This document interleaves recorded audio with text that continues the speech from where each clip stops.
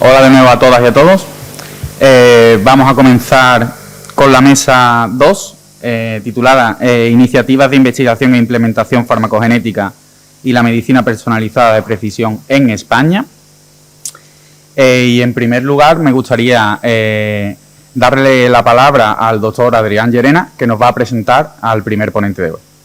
Gracias. Muchísimas gracias, Fran, doctor. Es para mí un privilegio y un honor presentar al doctor Carracedo. Casi nada de lo que ha ocurrido en este país en los últimos años y que presentamos en esas diapositivas hubiese sido posible sin la posición visionaria que ha tenido además desde la periferia del Estado. Hacer cosas desde la periferia del Estado cuesta siempre mucho más, es mucho más complicado. Ángel, si me permitís, es catedrático, es un hombre de la academia, pero que ha sabido compaginar su vida entre la traslación de toda la innovación que se genera y toda la investigación que se genera en el mundo académico al sistema sanitario. Ha liderado muchas cosas que no voy a enumerar, todos los conocéis, pero sobre todo yo querría destacar, para empezar, que compartimos valores. Ángel, igual que la gente que estamos aquí, de hecho nos conocimos creo que físicamente por primera vez en Colombia, en un avión. Aquí está Ángel, como bien lo sabes, representantes en total de 13 países y físicamente presentes, investigadores de Colombia, Argentina, Ecuador, la República Dominicana, etcétera, etcétera. Pues sabes que las cosas siempre las hacemos pensando en América Latina exactamente igual que tú. Ángel trabaja pensando en el bien común siempre, desde que yo lo conozco y soy testigo de ello, por eso hay pocas veces que lo puedo decir en público, pero a los valores le acompaña una altísima calidad técnica.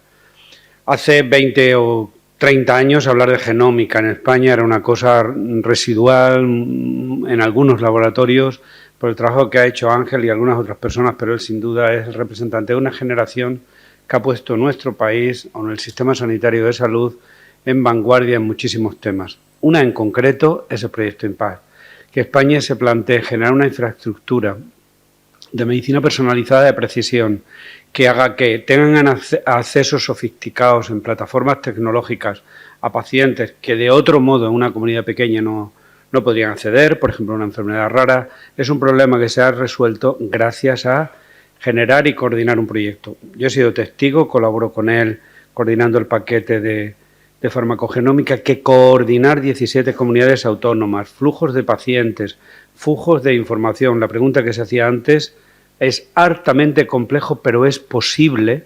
Lo que ha demostrado el proyecto IMPACT en nuestro país es que el sistema se puede articular, podemos compartir análisis y podemos compartir información.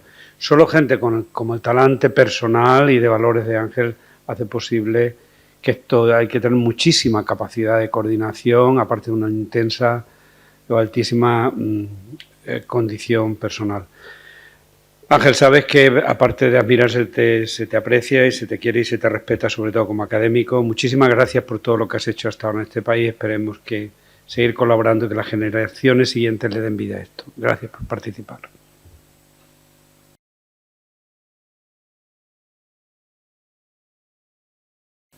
Muchísimas gracias, Adrián. Se me oye bien, ¿no? Sí, se te escucha perfectamente. Pues muchísimas gracias. La verdad que gracias por tus palabras, gracias por tu amistad y gracias por la invitación para participar en este foro. Yo también coordiné en su momento proyectos CITED, que la verdad que me parecen una iniciativa estupenda porque nos da cohesión, nos ayudamos mutuamente y países hermanos pues nos permite progresar de forma conjunta. De modo que esta iniciativa, Adrián, también como otras que has hecho en la vida, te doy la enhorabuena porque la verdad que son muy importantes.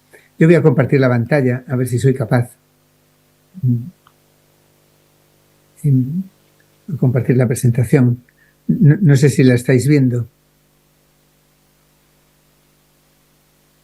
Ahora mismo no, se ha perdido. Ahora sí. No está en modo presentación, pero vemos la pantalla. Pero ahora ya lo veis en modo de presentación, ¿no? Ahora sí, perfecto. Muy bien, pues yo os voy a contar esto que comentaba Adrián, que fue la iniciativa IMPACT y en qué consistió todo el desarrollo. De una forma breve, voy a hablar solo un poquito de farmacogenética, después vais a oír hablar de Biofran, pero quiero poner todo en contexto. España, Europa invirtió mucho dinero para la recuperación de la pandemia. Unos fondos que se llaman Next Generation. La propia Europa dio la recomendación a los países miembros a los que le daba un montón de dinero. España e Italia fueron países muy beneficiados para el desarrollo y recuperación económica tras la pandemia. Y les hizo la recomendación de que también, además de hacer PERTEs industriales, en España hay planes de automoción, energías renovables, también invirtieran en salud, porque se consideraba un valor social importante en Europa, pero también un motor de desarrollo económico de Europa. Y entonces crearon un plan de recuperación que en España se llaman PERTEs, de salud de vanguardia, que tiene 3 áreas. Una es datos, en un programa de datos, porque en España además tenemos una desestructuración en las distintas comunidades autónomas de datos, un programa de terapias avanzadas, fundamentalmente de terapia génica y celular y regeneración tisular, y un programa de medicina personalizada. Para el desarrollo de ese programa de medicina personalizada se creó una infraestructura que se llama IMPACT y sobre ella se ejecutaron un montón de proyectos de medicina personalizada. Se acaban de conceder los últimos hace 2 días, con un total de muchos millones de euros.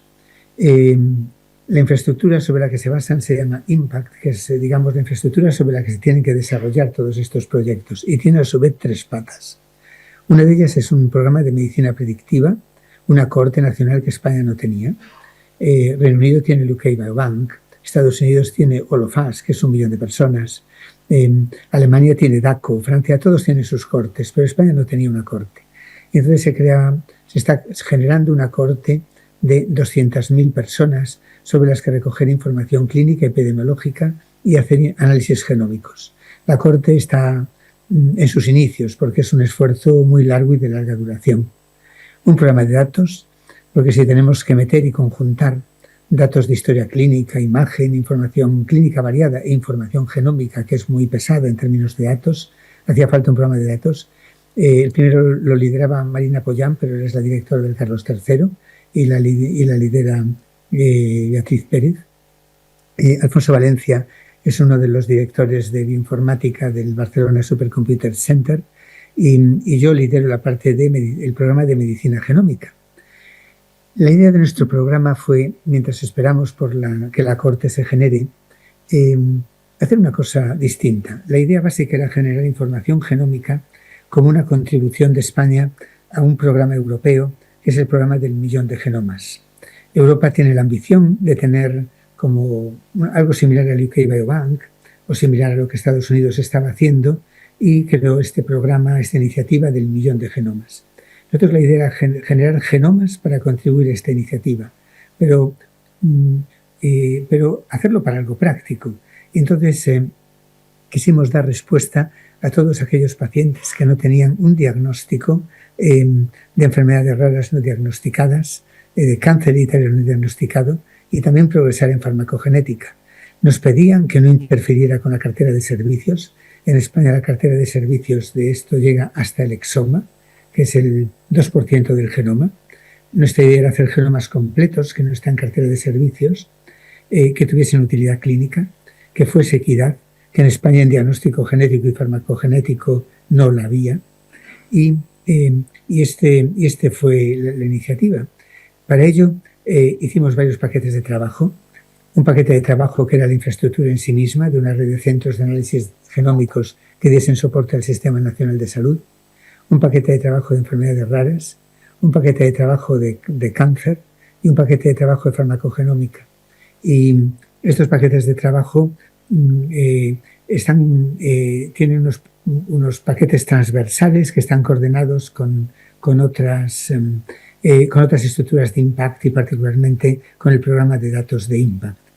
Los programas son coordinados por Ivo Gut, que es el director del CENAC, en Barcelona, el de la red de centros, enfermedades raras por Pablo Lapucina, cáncer Gaby Capellá. No podía ser de otra manera que Adrián coordinase todo el paquete de trabajo de farmacogenómica y Carmen Ayuso daba un soporte para todo lo que era aspectos éticos y legales, porque a esto le dimos muchísima prioridad.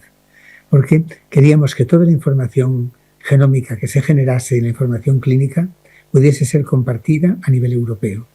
Y para esto es complejo desde el punto de vista legal y regulatorio y ético, y yo creo que tenemos a los mejores expertos en este paquete de trabajo de España, sino de Europa, como Pilar Nicolás, una profesora del País Vasco de Derecho, que está muy especializada en este campo y que es una referencia. Hicimos documentos de consentimiento informado. Esto ya lo tienen todos los hospitales, pero lo hicimos como modelo, pero sí obligamos a que todos los pacientes que participasen en el programa firmasen un documento de uso secundario de datos, de data sharing, que se pudiesen compartir estos datos y se pudiesen utilizar. Se firmaron MTAs y DTAs entre todas las instituciones que ahora veréis, entre muchos hospitales, los centros de secuenciación y el centro que coordina la gestión. Y se hicieron también modelos de gobernanza de los datos. Se hizo, como os decía, una red de 3 grandes centros de secuenciación de muy altas capacidades, que pueden hacer genomas completos a costes muy bajos, con mucha robótica, pero con estándares comunes. Los 3 centros que de aquella tenían capacidad en España y que entraron en el programa son el CENAG en Barcelona, nuestra Fundación de Medicina Xenómica en Santiago y una empresa pública navarra que es Navarra Biomed, y se trabajó conjuntamente para trabajar como si fuese una sola entidad. Y estos centros tienen una capacidad enorme. En conjunto se pueden hacer 1000 genomas completos y exomas en brevísimo tiempo y a costes muy bajos. Un genoma completo en los centros de secuenciación en química vale menos de 200 euros. Paralelo a esto, hicimos una red de 110 hospitales del país con coordinadores de todas las comunidades, en todas las comunidades autónomas, que en España son 17, más unas ciudades que son Ceuta y Melilla. Y coincidía en muchos para los 3 ejemplos de aplicación: enfermedades raras, cáncer y farmacogenómica. En otros no completamente, pero esto es toda la red que establecimos. Y se hicieron como 2 circuitos un poco independientes, un circuito de diagnóstico y un circuito de datos. El circuito de diagnóstico, los centros que recogían pacientes cogían la información clínica se estandarizaba y se introducía en una plataforma de Impact dentro de este centro en red de gestión que es el CIBERER, con unos campos que se llaman campos HPO, que son Human Phenotype Ontologies, que permiten la clasificación adecuada, el fenotipado adecuado del paciente. Las muestras iban a los centros de secuenciación que daban unas variantes priorizadas que se volvían a unos gestores clínicos que daban los diagnósticos. Y por otra parte, un programa de datos, porque todos estos datos de momento todavía los tenemos en los centros de secuenciación, pero lo que pretendemos es que vayan a un EGA federado. Es lo que se llama en Europa, que se llama European Genome Archives, que este EGA tiene en este momento 2 nodos, que son Barcelona y Heidelberg, pero en el futuro será nodos federados, y de momento los genomas los tenemos en los centros de secuenciación. De los grupos de trabajo transversales, trabajamos mucho en estandarización, en cómo tenían que ser los modelos de diagnóstico, los informes, para que hubiese más homogeneidad y calidad en el país. Hicimos también un grupo transversal con el programa de datos para definir cuáles las herramientas informáticas comunes que utilizábamos dentro del programa para la priorización y clasificación de variantes. Y después también con el programa de datos hicimos también desarrollamos mucho todo lo que íbamos a hacer para el almacenamiento y la compartición de datos. En el análisis de priorización de variantes decidimos utilizar una herramienta que se llama GPAP. Lo abrimos a concurso, a muchas herramientas. Esta fue la que más nos convenció. Y se entrenaron todos los centros y se entrenaron todos los gestores clínicos de casos, todos los genetistas, para el empleo de esta plataforma. Hicimos, como también nos indicaba, una plataforma de fenotipado clínico ya teníamos una base dentro del CiberER, que es un centro en red de enfermedades raras en el país. Ya había un programa que se llamaba ENOD, que lo había desarrollado, y simplemente lo pudimos desarrollar más. Y ahí se metió todo lo que era la información clínica, la codificación de pacientes y muestras, y hay continuamente discusión de todos los casos. O sea, cuando hay casos dudosos o así, se discuten online con un montón de expertos. Hicimos muchos grupos de trabajo, algunos ya os los conté. Muy importante es el de HPO y el de validación funcional y el de los comités de expertos. Están contribuyendo más de 400 expertos en patologías, en diferentes patologías, que cubren más de 1.500 genes OMIM y cubren más de 1.500 enfermedades genéticas. Y lo que es muy importante, porque para un correcto diagnóstico hace falta un correcto fenotipado del paciente, y seguramente esto, que es lo que nos lleva más tiempo y bloquea los laboratorios de diagnóstico, se puede obtener directamente de la historia clínica, pero no teníamos ni siquiera campos HPO traducidos al castellano. Los tradujimos al castellano, hicimos todos los sinónimos, se determinaron más de 17.000 términos ya validados en su mayoría, y esto fue algo que yo creo que es importantísimo, porque va a permitir estas soluciones automáticas de procesado del lenguaje natural a partir de historias clínicas. También hicimos una plataforma de validación funcional de las variantes de significado incierto, con un grupo de expertos, y de esto os hablaré dentro de un momento también un poco más. La parte clínica estaba muy bien desarrollada. Tuvimos un éxito grande porque el número medio de HPOs, de etiquetas clínicas del caso por caso, eran de más de 11, lo cual es un éxito muy grande que facilita mucho el diagnóstico.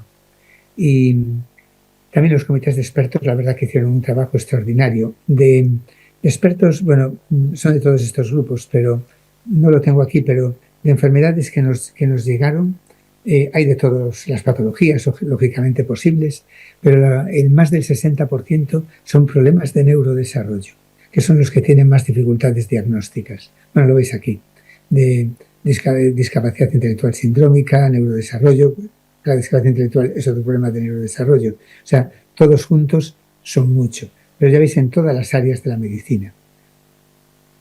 Le pedíamos el requisito de que esos pacientes no diagnosticados tuviesen el exoma hecho.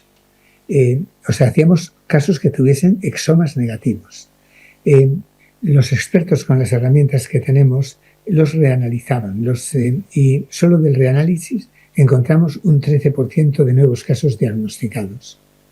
En conjunto, ya con las nuevas tecnologías, conseguimos un rendimiento diagnóstico del 22%.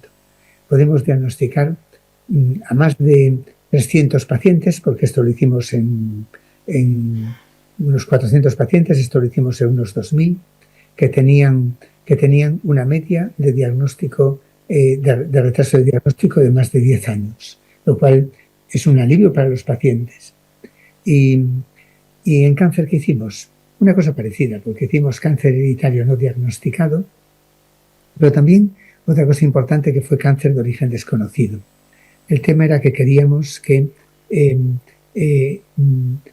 hace falta, sabéis que todo lo que os hablé de enfermedades raras es variación germinal, pero en el cáncer también hay variación somática, hay muchas mutaciones somáticas, que es muy complicado y hay muchas diferencias entre laboratorios, priorizarlas, y es según la herramienta que empleas. Conseguimos en cáncer, también nos pusimos márgenes de tiempo. Es gente que no puede esperar mucho por un diagnóstico, sobre todo aquellos cuando es mutación somática en cáncer sólido. Entonces nos pusimos límites de 4 meses de tener un diagnóstico en cáncer hereditario, y para mutación somática en cáncer de origen desconocido, 4 semanas. Los esquemas fueron un poco distintos que en la parte de cáncer de enfermedades raras, porque aquí tuvimos que crear lo que se llaman molecular tumor boards, como se hace habitualmente en patología, incluir centros de patología y estandarizarlos. Estandarizamos el procesamiento de muestras somáticas, hicimos muchas guías de interpretación, Analizamos más de 250 casos, prácticamente 300, en los que en el 15% encontramos un diagnóstico en el caso de cáncer hereditario. El cáncer de origen desconocido es un cáncer importante porque no se le hace análisis genómicos y, sin embargo, se beneficiarían de tratamientos accionables algunos de ellos, porque nunca se analizan. Y entonces conseguimos dar tiempos récords. En 2 semanas teníamos un resultado para estos pacientes y en casi todos los resultados teníamos resultados positivos, podíamos hacerlo porque son muestras muy difíciles y muy pequeñas y a veces parafinadas. Y en el 18% de los casos los pacientes se beneficiaron de tratamientos. Y ya por último contaros de la parte farmacogenética que lideraba Adrián, como os dije, y que el objetivo era lo que veis aquí. Esto era más como un proyecto piloto, que era para empezar a sentar las bases de la implementación de las pruebas farmacogenéticas en el Sistema Nacional de Salud. Hoy, afortunadamente, muchas de ellas, ya lo veréis ahora, en la nueva cartera de servicios. También proporcionar servicios genómicos de alta complejidad para reacciones adversas graves a fármacos y vacunas. Pretendíamos progresar en guías clínicas o sentar las bases, progresar en requisitos de calidad y acreditación, algo que ya se había hecho mucho desde la Sociedad Española de Farmacogenética y Farmacogenómica, conectarse con redes de farmacovigilancia y después los servicios genómicos y compartir los datos como en los paquetes de trabajo anteriores. Y había un grupo core de trabajo que también les estoy muy agradecido, que son Francisco, que están, yo creo que todos aquí, María Isidoro, Olaya y María Herrero, que la verdad fue un grupo de trabajo excelente y que hicieron un trabajo estupendo. Se hicieron 12 guías clínicas, coordinado conjunto con la Sociedad Española de Farmacogenómica y Farmacogenética, se hizo un proficiency testing en el que participaron 22 laboratorios de toda España y que era muy bueno abrirlo al mundo, seguro que sí a toda la comunidad latinoamericana, porque es algo importantísimo para todo. Es lo que realmente marca el progreso, marca los estándares y permite avanzar. Y bueno, se hizo también reacciones en genomas completo para reacciones adversas graves a fármacos y vacunas, y reacciones a metamizol. De estos se hicieron genomas completos, ya están en este momento siendo analizados, pero ya está concluida toda la secuenciación. Se hicieron también, para esto se colaboró con los otros paquetes de trabajo para la priorización y clasificación de variantes. Se está conectando con la red de farmacovigilancia para las reacciones a metamizol y, de nuevo, como antes, los datos generados van a ir a EGA. De momento están en los centros de secuenciación y es lo que hay. El programa está siendo continuado por un programa del que os hablarán, que es Biofran, que es uno de estos proyectos de medicina personalizada que coordina Adrián, y se tienen que coordinar, que están perfectamente coordinados, porque esto no puede estar más, porque es algo completamente integrado en IMPACT. Acaba de salir aprobado IMPACT Genómica 2. No nos han autorizado, salió solamente para enfermedades raras o tumores de baja frecuencia. No nos han autorizado a poner farmacogenómica, porque ya existía Biofran y lo hicieron solo para raras. Lo acaban de conceder con una buena financiación, con la que pedíamos, para 2 años. Y sí incluimos, sin embargo, aunque no podíamos meter esto, sí incluimos un budget para reacciones adversas a medicamentos graves, para tener dinero para secuenciación de genomas completos y seguir un poquito el esfuerzo de Biofran. O sea, lo que nos digan de Biofran, de que hay que hacer genomas completos, nosotros lo haremos. Esto dentro de lo que es IMPACT 2. Y bueno, esto es lo que os quería contar. Ha sido un esfuerzo ímprobo. Pero mirad, en un país que había un subdesarrollo en muchos sitios de la parte genética, una de la parte de diagnóstico genético, un país lastrado por la falta de una especialidad de genética que todavía ahora se empieza a probar, un país donde los desequilibrios regionales en comunidades autónomas eran brutales. De repente, desde la base, pudimos hacer un proyecto en el que estandarizamos todo. Hicimos análisis genómicos de alta complejidad más allá de la cartera de servicios porque son genomas enteros. Ayudamos a tantos pacientes y aún por encima, la idea es que todo esto además puede ser compartido en el espacio de datos europeos para que los investigadores puedan utilizarlo de forma libre. Esto no fue posible sin el esfuerzo de unos gestores increíbles, de unos coordinadores de los paquetes de trabajo que siempre les estaré tremendamente agradecidos, el esfuerzo de muchísimos gestores clínicos que se contrataron para el programa. Y si os digo que hay más de 400 colaboradores directos, pero si considero a los expertos, hay más de 1000 personas en el país que están trabajando altruistamente por conseguir esto, que yo creo que es un ejemplo que no ha habido en el mundo. Y se debe todo al esfuerzo de toda esta gente que altruistamente lo ha hecho. Y yo por eso acabo aquí. Siempre tengo una que es me olvidé de la diapositiva mía preferida, que siempre poner una de Asteris, que es todo el mundo ahí sentado y conjunto, porque me parece que la colaboración es tan importante. Y yo por eso redes como esta que tenéis de CITED me parece que es vital. Yo en su momento tuve una para genética forense que contribuyó tantísimo al desarrollo de la genética forense en toda Latinoamérica y que nos benefició después a la postre porque todo el desarrollo beneficia a todos. Y nada más, daros las gracias y voy a dejar de compartir.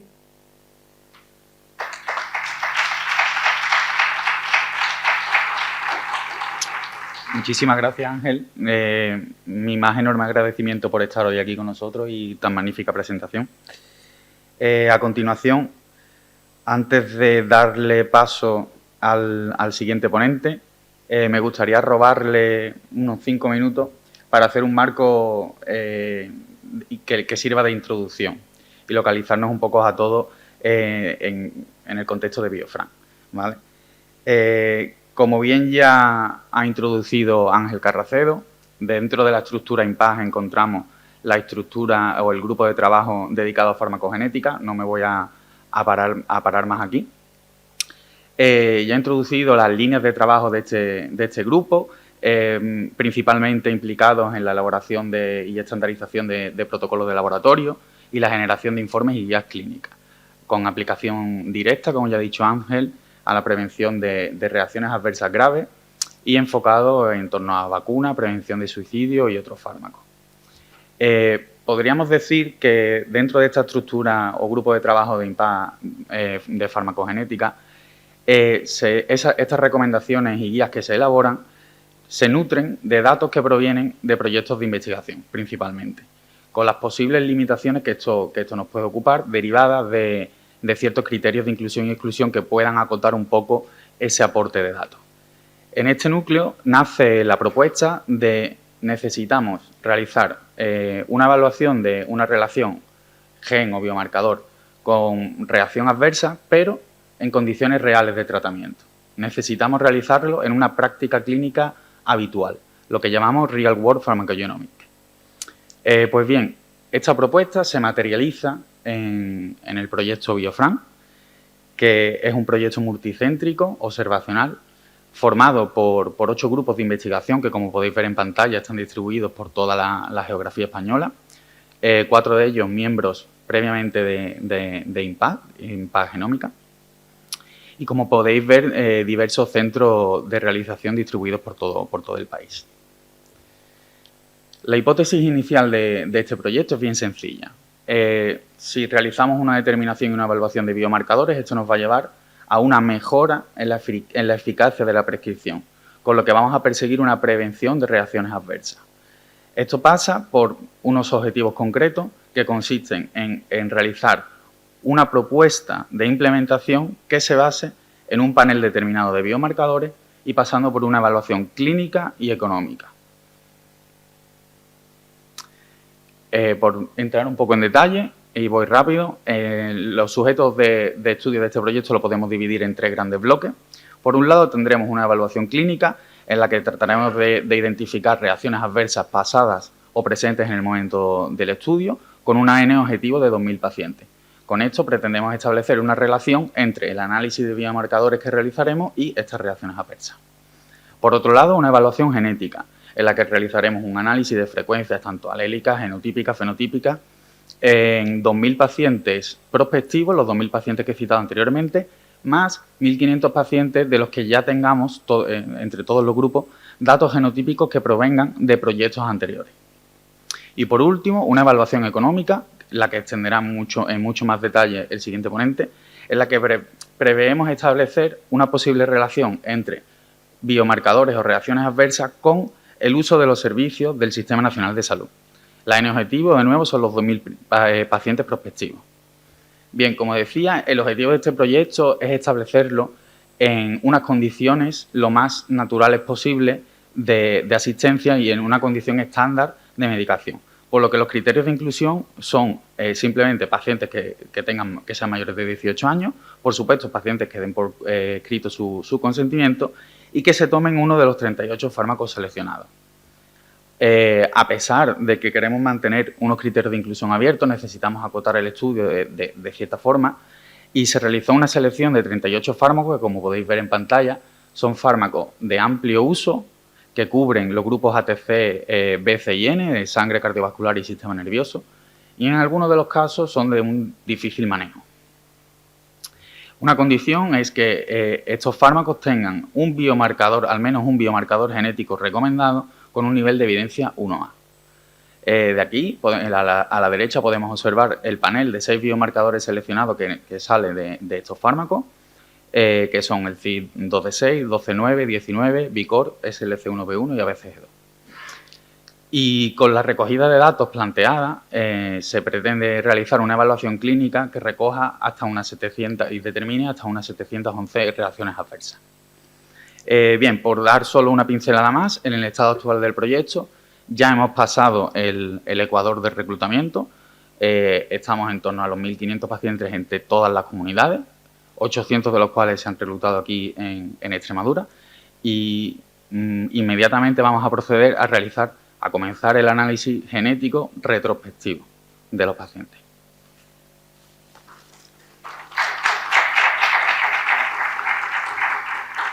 Y ahora sí, ya no le robo más tiempo al siguiente ponente, me gustaría presentar al doctor Álvaro Hidalgo Vega. Él es miembro y partidario de este proyecto, de Biofran, es codirector del Grupo de Investigación Económica y Salud de la Universidad de Castilla-La Mancha y nos va a hablar sobre el impacto económico de la implementación de la farmacogenética. Muchas gracias.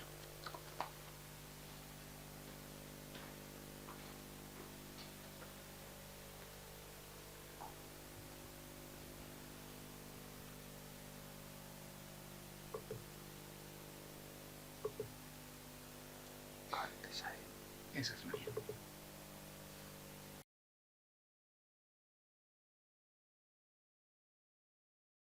Bien, buenos días, muchísimas gracias, Fran, muchísimas gracias a Adrián, al doctor Llerena y Ángel Carracedo, que son, la verdad, las dos personas con las que nos empezamos a trabajar en evaluación económica en medicina genómica, medicina de precisión y medicina personalizada. Así que agradecerlos mucho la confianza en el grupo de investigación de la Universidad de Castilla-La Mancha, que estamos en Toledo y estamos fuera de Madrid y Barcelona. Entonces, esto también siempre es más complicado acceder a grupos de investigación punteros como los que sois vosotros. Y simplemente deciros que para nosotros ha sido un descubrimiento tremendamente importante de toda la labor que hay que hacer desde el punto de vista de la evaluación económica. Porque uno de los grandes problemas, que es lo que voy a intentar explicar en mi presentación, al final al que tienes que convencer es al pagador, al decisor. Entonces, el pagador tiene que financiar estos programas, tiene que implementar, luego los financia desde el punto de vista de la investigación, eso está muy bien, pero realmente donde tienen más sentido, donde tiene de verdad la mayor utilidad para la sociedad, es cuando se implementan a nivel del Sistema Nacional de Salud, ya sea en España, en Latinoamérica o en Portugal.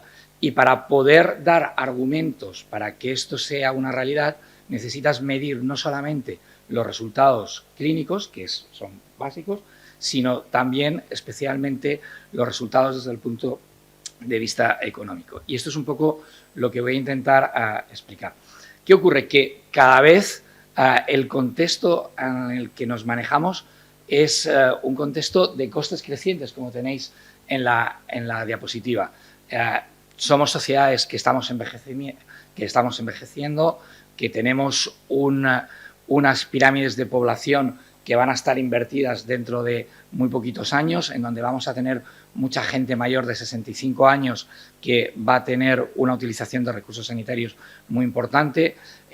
Esto va ligado, el efecto del envejecimiento está íntimamente ligado con otro aspecto fundamental, que es el de la cronicidad. A medida que envejecemos desarrollamos enfermedades crónicas y las enfermedades crónicas están ligadas a un alto impacto económico. Entonces empezamos a tener ya una tormenta perfecta. Cada vez tenemos gente más envejecida y cada vez vamos a tener, por lo tanto, más enfermedades crónicas. Además, estamos viendo cómo la innovación está presentando terapias avanzadas, terapias génicas, que son eficaces, que son efectivas, pero que tienen un alto coste. Son terapias one shot, de una aplicación una vez, por ejemplo en la AME o en la hemofilia, donde el coste por paciente para el Sistema Nacional de Salud, el de la hemofilia todavía no está financiado en España, pero en Estados Unidos el coste por paciente era de en torno a los 3 millones de dólares y en Alemania probablemente estará en torno al 1,5 millones, 1.800.000 euros. En la AME tenemos medicamentos financiados en España, terapias avanzadas financiadas en España, con un coste por paciente que está en torno a los 800.000, 900.000 euros. Y la pregunta es muy caro esto? ¿Es muy caro? ¿Qué creéis? Bueno, depende, ¿no? Depende de lo que recibas a cambio. Es decir, si resulta que aplicando esta terapia génica tú haces que los pacientes dejen de ser dependientes de transfusiones, que no tengan factor 9, que no tengan factor 8, que no les tengas que estar tratando, resulta que cuando haces la evaluación económica a lo largo del ciclo vital de la vida de estos pacientes, las nuevas terapias génicas llegan a ser dominantes, generan más resultados en salud a un menor coste. Es decir, que un tratamiento no es caro o barato en términos absolutos. Hay que, primero, compararlo con lo que hay y, segundo, hay que evaluarlo económicamente. Y esto es lo mismo que vamos a hacer dentro del proyecto, que es evaluar económicamente si tiene sentido o no implementar la farmacogenómica para evitar los efectos adversos relacionados con los medicamentos. Por lo tanto, no es un problema de coste, es un problema de eficiencia, del ratio que tengo que medir para comparar una cosa con otra. Entonces, es verdad que tenemos un coste creciente de los tratamientos. Estáis viendo que el ciclo político y el ciclo económico está cambiando. Tuvimos el COVID, tuvimos una relajación del gasto público, de las políticas de restricción de deuda y de déficit público, y claramente en los próximos años van a ser años con un contexto de política fiscal distinto. Por un lado, con una menor recaudación fiscal porque la inflación se está controlando, porque el crecimiento se está moderando, y por otro lado con ya exigencias por parte de la Unión Europea de restricción en el déficit público y restricción en los niveles de endeudamiento de cada uno de estos países. Por lo tanto, ahí tenemos una presión. Y luego todo lo que tiene que ver con la medicina personalizada, y esto también es importante. Como os decía, la cronicidad está ligada al envejecimiento, que es el gráfico de la izquierda, y en la derecha lo que veis es lo que implica tener una enfermedad crónica. Si no tienes una enfermedad crónica, el gasto por paciente medio son 900 euros. Si tienes una enfermedad crónica ya sube a 2.700. Si tienes 4 pasa a 10.000 euros por paciente.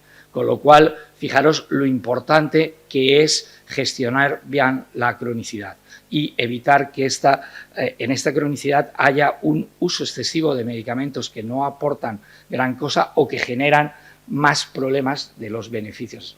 Entonces, esto es fundamental. Fijaros, además, la parte que tiene que ver con el envejecimiento no solamente está ligado a mayores problemas de salud, sino también a problemas de dependencia. Por esto es importante. Y si yo os preguntaría, ¿cuánto gastamos en sanidad en España en relación a lo que producimos? ¿Lo sabéis? ¿Qué creéis? ¿Un 3?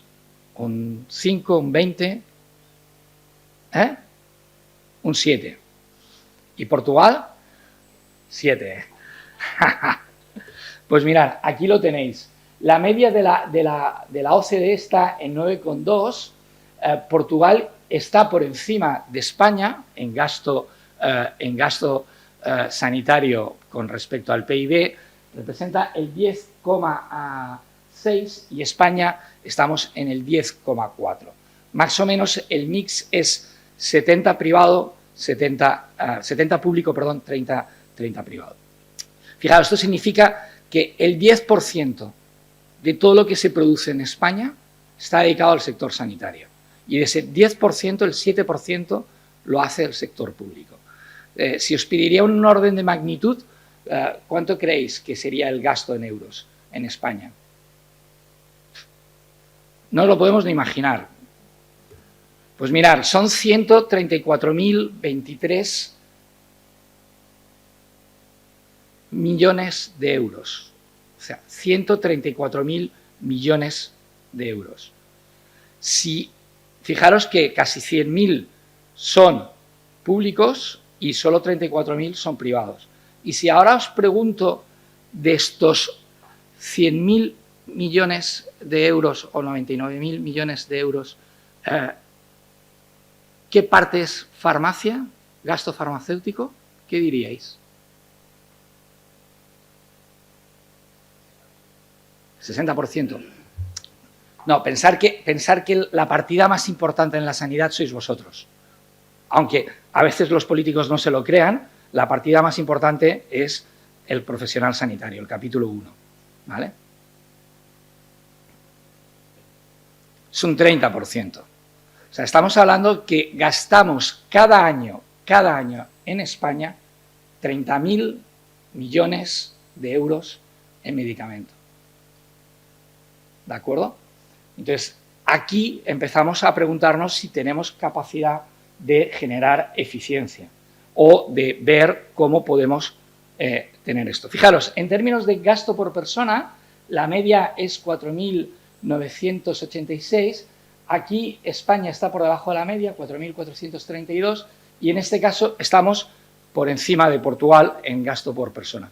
Pero fijaros, estamos muy lejos de lo que se gasta en Estados Unidos, en Suecia, en Alemania, en Noruega o en Austria, que están en torno a los 8.000 dólares por paridad. Aquí esto se tiene en cuenta la diferencia en el nivel de vida. Ya está corregido, ¿vale? Fijaros, otra cosa importante también es ver cómo ha evolucionado esto del 2015 al 2019 y desde el 2019 al 2022. Fijaros que el crecimiento medio en España es relativamente pequeño. En cambio, Portugal, si os dais cuenta, ha hecho un esfuerzo muy importante en aumento del gasto sanitario en estos periodos. ¿Vale? Entonces, esto también explica un poco por qué ahora Portugal, en términos de porcentaje de PIB, está por encima. Y luego, ¿creéis que el gasto sanitario es igual en todas las comunidades? No. ¿Dónde creéis que es mayor? El gasto sanitario público. Andalucía, Cataluña y Madrid. Pues no, que os como predicción económica no va buena. Mirad, aquí está, no se va a ver mucho, ¿vale? Pero donde el gasto es mayor es aquí, que es el País Vasco, y arriba, que es Navarra, que es precisamente las comunidades autónomas que tienen un régimen foral y un sistema impositivo diferente al resto de las comunidades autónomas. ¿Vale? Y otro que también tiene un alto presupuesto es el Principado de Asturias, ¿vale? Que también es una comunidad pequeña, pero hace un esfuerzo importante en sanidad. Entonces, con todos estos datos y viendo la magnitud del gasto sanitario y del esfuerzo que hacemos como país, es importante que intentemos generar que nuestro dinero que gastamos y que financiamos íntegramente con impuestos, este dinero aporte valor al sistema. Y para esto necesitamos la evaluación económica. Entonces, el reto aquí es cómo hacer sostenible la innovación, cómo hacer sostenible el sistema. Es decir, tenemos que asegurar la equidad, incentivar la innovación empresarial, facilitar el acceso a los tratamientos de valor, pero también salvaguardar la sostenibilidad del sistema, que como vemos ya estamos gastando casi 100.000 millones de euros en sanidad. Vale. Y la asistencia sanitaria, ¿qué consigue? Pues consigue beneficios clínicos y terapéuticos, socioeconómicos y de calidad de vida. ¿Y qué es lo que tenemos que hacer los economistas? Pues básicamente tenemos que tener en cuenta que los recursos son limitados. Otro aspecto fundamental es el coste de oportunidad. Lo más caro en sanidad no es lo que haces, sino lo que dejas de hacer. Por lo tanto, porque si estás haciendo cosas que no deberías hacer, si estás dando medicamentos que no deberías dar, si estás haciendo cribados que no deberías hacer, estás empleando recursos en algo que no es eficaz o que genera incluso un evento adverso y que no es eficiente. Por lo tanto, lo más importante en este caso siempre es el coste de oportunidad. Y el objetivo de los economistas cuando entramos en sanidad no es recortar el gasto. Esto sería una visión muy miope. Lo que tienes que hacer es asignar correctamente los recursos. Es decir, dedicarlos allí donde el retorno para la sociedad y para el paciente es el máximo posible. ¿Cómo hacemos esto? Pues lo hacemos balanceando los resultados que obtengo en salud con los costes. ¿Y con qué herramientas? Pues mirad, con estas de aquí, con todos estos modelos que es análisis de minimización de costes, cuando tengo la misma eficacia, la misma efectividad, elijo la más barata. Cuando hago o comparo alternativas diferentes con resultados de eficacia o de efectividad distintos, pues hago coste-efectividad.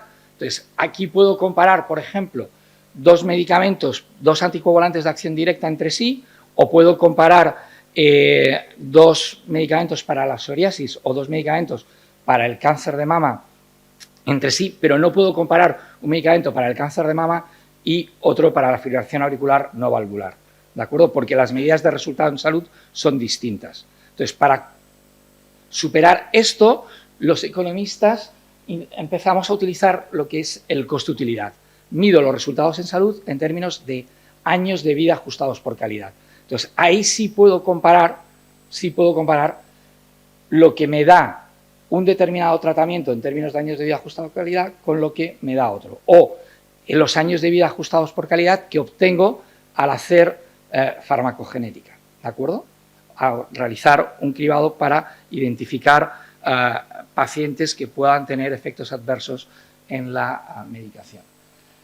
¿Qué ocurre? Que para el coste-utilidad necesito una disponibilidad a pagar.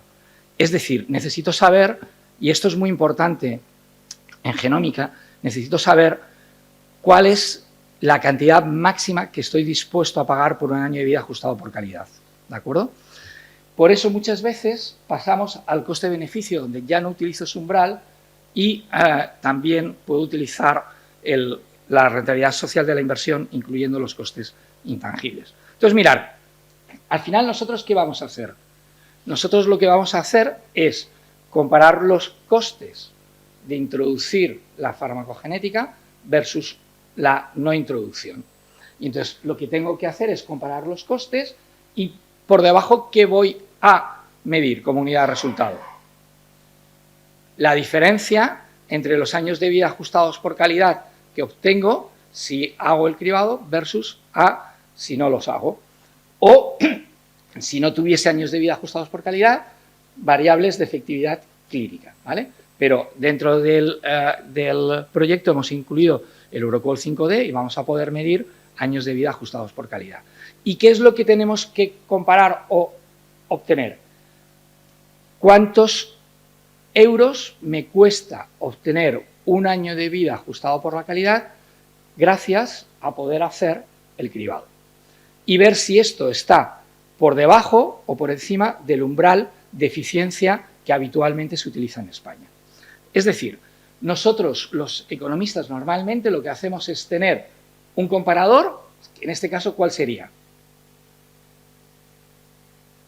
No hacerlo, ¿vale? Y voy a medir el incremento de coste que supone hacer el cribado y el incremento de efectividad que supone hacer el cribado, con la reducción de los efectos adversos, la reducción de las complicaciones, etcétera, ¿vale? Si me voy a la izquierda, ¿qué significaría? Que tengo más coste y menos efectividad. Entonces, hacer el cribado sería peor que no hacerlo. Si me voy a la derecha, tengo más efectividad y menos coste. Entonces, ¿qué sucedería? Que es dominante. Lo normal es que casi siempre te vas por aquí. O alternativas más costosas y más efectivas, o menos costosas y menos efectivas. Entonces, la regla de decisión por parte de los economistas es irnos siempre hacia la derecha. Es decir, te sitúas en la diagonal y eliges combinaciones que con el mismo coste te generen mayor efectividad o eficacia. Hasta ahora, en la contribución al proyecto de nuestro grupo ha sido pequeña. ¿Por qué? Porque para poder hacer esto necesitamos tener los datos de los pacientes y no los hemos podido hacer. ¿Qué es lo que hemos hecho hasta ahora? Hemos hecho una evaluación económica de proyectos de medicina genómica y precisión y ver cómo tendríamos que plantear la evaluación económica. ¿Qué ocurre?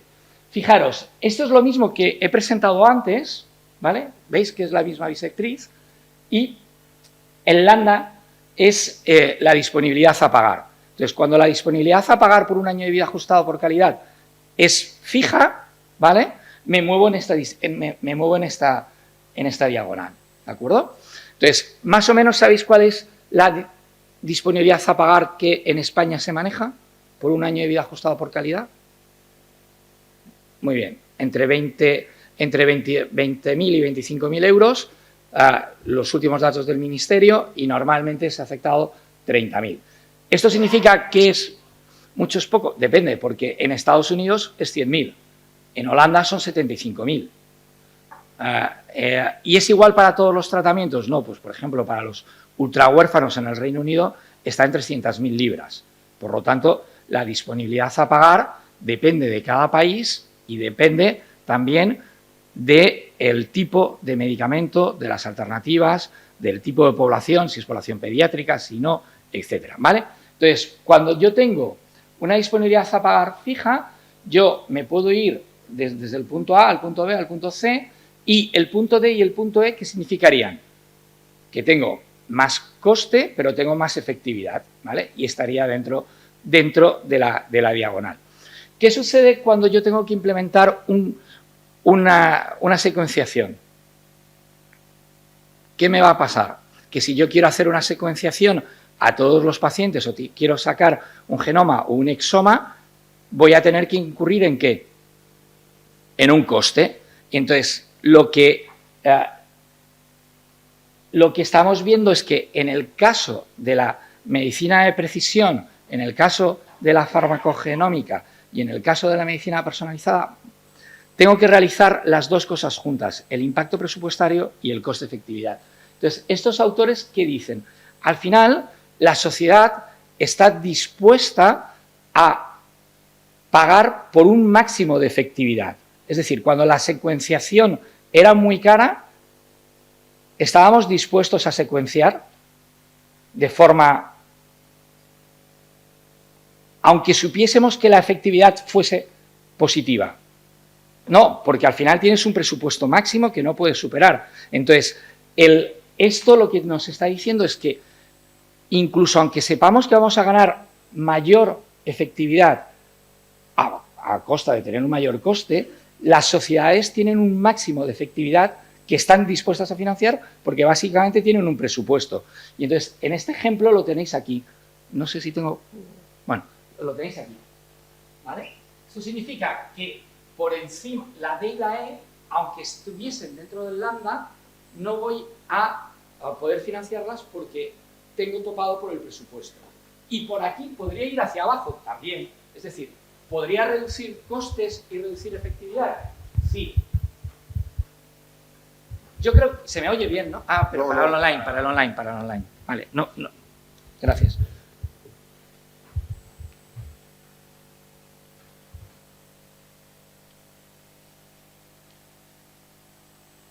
No te preocupes. Sí.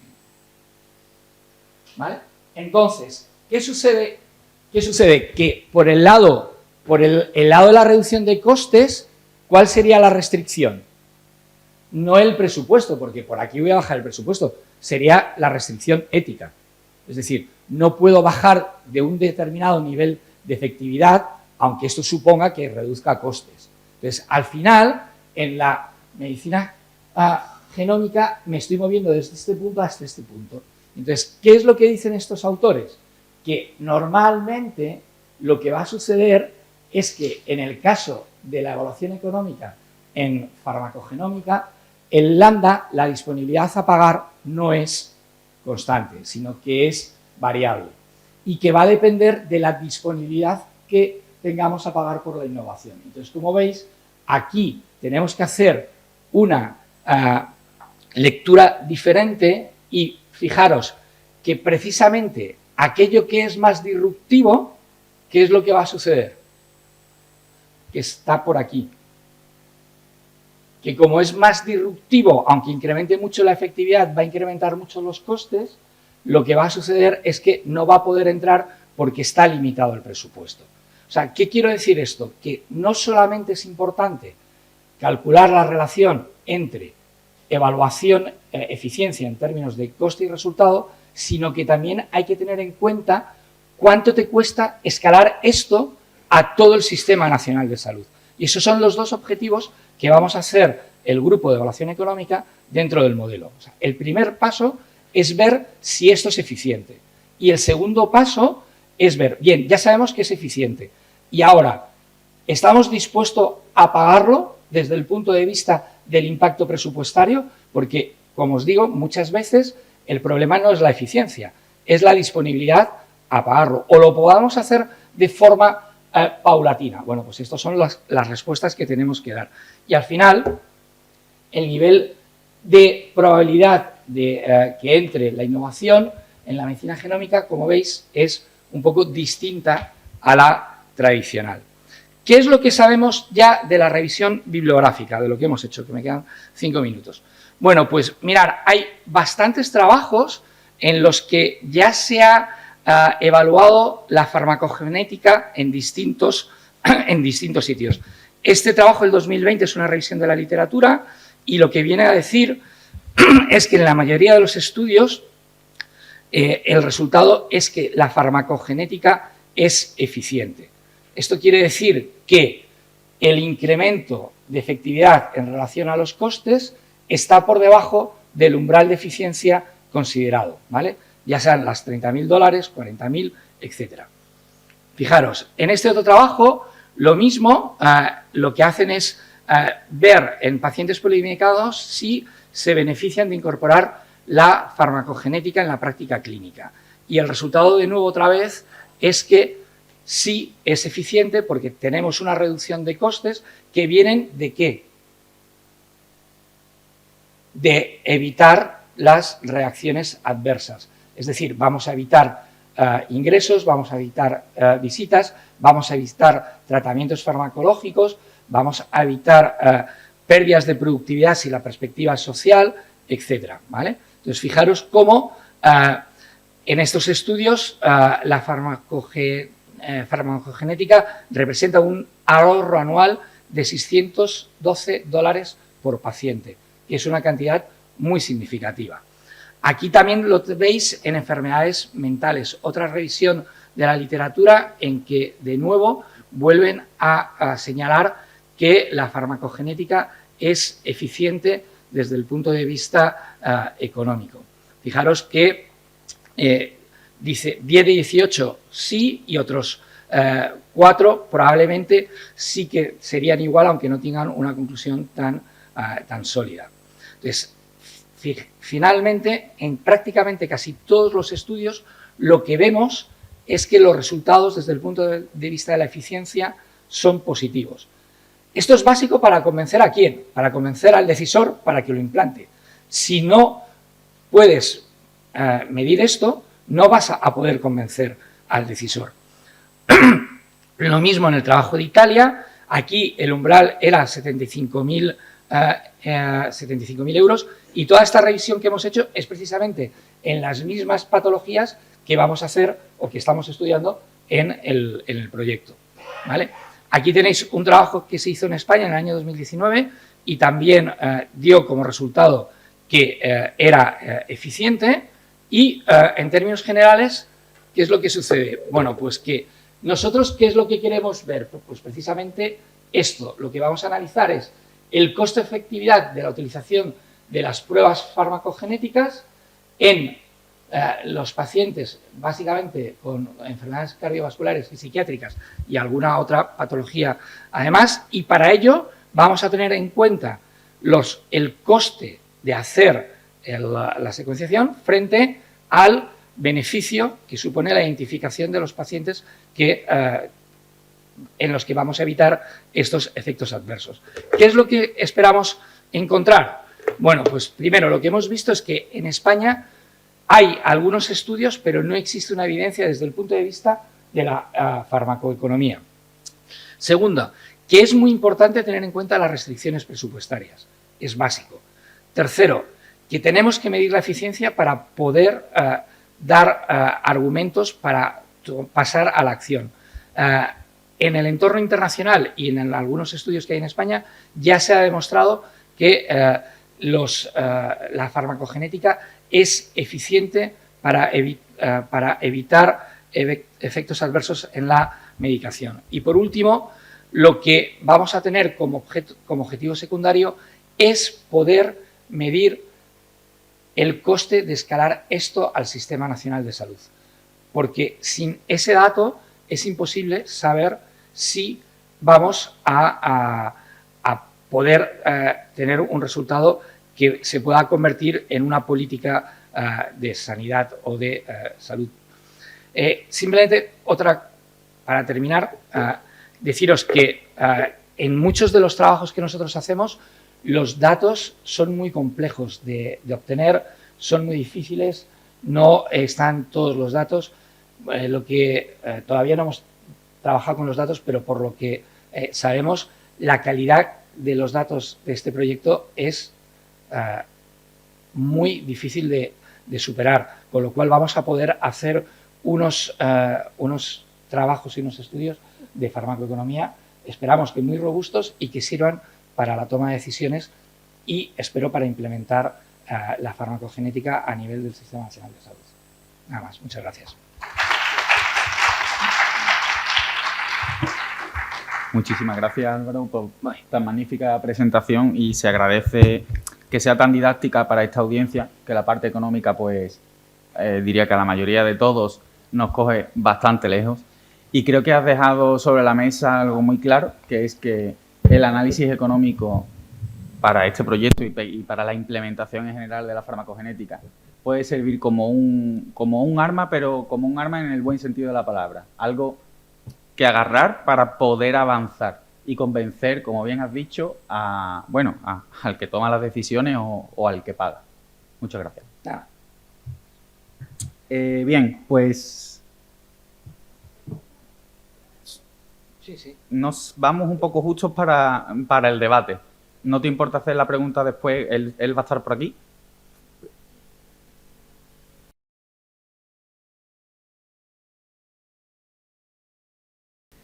Pues como decía, vamos un poco justos para lo siguiente que nos ocupa, que es el debate sobre implementación de farmacogenética en el Sistema Nacional de Salud. Tenemos unos 15 minutos, así que voy a presentar a los ponentes que se encuentran con nosotros vía online, y voy a pedir una intervención lo más breve posible. No nos va a dar tiempo a poner ningún tipo de presentación y diapositiva, hacerla todos, por favor, de manera oral. Y bien, tenemos con nosotros a la doctora Mercè Brunet, desde el Hospital Clínic de Barcelona, doctor Jesús Novalvo, desde la Princesa, Comunidad de Madrid, la doctora María José Herrero, de la Unidad de Farmacogenética del Hospital La Fe de Valencia, doctora Olaya Maroñas, desde Santiago de Compostela, Galicia, y la doctora Ana Peiró, que ya la hemos conocido previamente.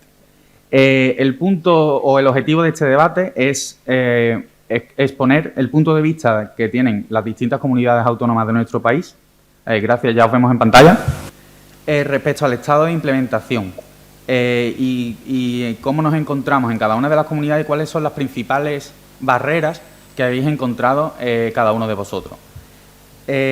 Voy a dar la palabra, empezando por el orden que tengo aquí en la lista, a la doctora Mercedes Brunet, por favor, que precisamente no la veo en pantalla. Pues sí, seguimos con... Vale. Jesús Novalvo, porfa, ¿puedes intervenir tú? Sí, por supuesto. Déjame que... A ver, ¿qué me pasa aquí? Perdón, aquí. Vale, pues hola, buenas tardes. En primer lugar, agradecer al comité organizador de esta jornada el que nos haya invitado al grupo del Hospital de la Princesa y de la Comunidad de Madrid para hablar de cómo se está implementando en esta comunidad la farmacogenética y brevemente pues decir que este programa en la Comunidad de Madrid se aprobó en julio del 2023 basado en un proyecto de medicina de precisión que habían desarrollado unos expertos del Hospital La Paz, de la Princesa, del Hospital Clínico de San Carlos y de Puerta de Hierro, y a los que posteriormente se han incorporado el Gregorio Marañón y el Hospital Ramón y Cajal. Y el programa se crea para dar acceso a estos hospitales y, por supuesto, a los pacientes que en ellos se atienden en aras a la equidad y a la eficiencia. Y está financiado y aprobado por fondos para la consolidación de la medicina personalizada de precisión del Sistema Nacional de Salud, el Plan 5P, ¿vale? Que tiene un apartado para la farmacogenética en la práctica clínica en los hospitales del SERN. Como ya se ha dicho anteriormente, el programa se basa en la cartera de servicios del Sistema Nacional de Salud con 12 genes o 12 farmacogenes que son aplicables a 23 fármacos como uso primario. En la Comunidad de Madrid se ha ampliado este catálogo con otros 12 genes adicionales. En total son 24 genes. Para estas segundas pruebas, en la Comunidad de Madrid se requiere validación previa por el hospital que hace la recepción de esas muestras y posteriormente será un análisis de eficiencia. Por tanto, hay dos tipos de prueba, unas sin validación, que son las que vienen incluidas en la cartera de servicios del Sistema Nacional de Salud, y otras que requieren una autorización previa mediante una valoración por una interconsulta. ¿Cuál ha sido nuestra organización en la Comunidad de Madrid? Pues la organización es que hay unos hospitales que denominamos nodos receptores, que son el Hospital Gregorio Marañón, el Hospital La Paz, el Hospital de la Princesa y el Ramón y Cajal. 4 hospitales donde hacemos análisis de farmacogenética por distintas técnicas. Además, en estos hospitales también se hace el informe farmacológico clínico. Luego, adicionalmente, hay dos hospitales que solo hacen este informe farmacológico. El Puerta de Hierro, que recibe los informes moleculares de la Princesa, y el Clínico San Carlos, que recibe los informes moleculares de La Paz. Entonces, para resumir, 4 hospitales nodos molecular y 6 hospitales informes clínicos. Hemos tenido bastantes y bueno, y todos damos soporte, nos hemos repartido el resto de los hospitales de la Comunidad de Madrid y damos soporte entre 7 y 9 hospitales para los que hacemos pruebas farmacológicas. Y el principal problema han sido los sistemas. Se ha creado de forma transitoria un sistema de recepción de peticiones y de carga de los informes, ya que los sistemas de historias clínicas en Madrid eran distintos entre todos los hospitales y no estaban integrados. Entonces, bueno, pues se ha optado por esta situación intermedia. Durante junio-septiembre de este año se han realizado reuniones presenciales para explicar el programa a todos los hospitales de Madrid Estas reuniones han convocado a las direcciones y a las gerencias, y las gerencias han convocado pues, a los miembros de su hospital que creían que eran relevantes para poner en marcha las pruebas. Hemos tenido problemas en cuanto a logística y a la canalización de las muestras, que ya están resueltos, en cuanto al soporte informático, que ya está resuelto, y en el momento actual el sistema está funcionando. Aunque no tenemos datos precisos de todas las pruebas, porque hay pruebas que vienen por el espacio de colaboración y otras pruebas que vienen por otros sistemas. Pero en el espacio de colaboración, en estos 3-4 meses que llevamos de marcha, pues hay unas 370 solicitudes.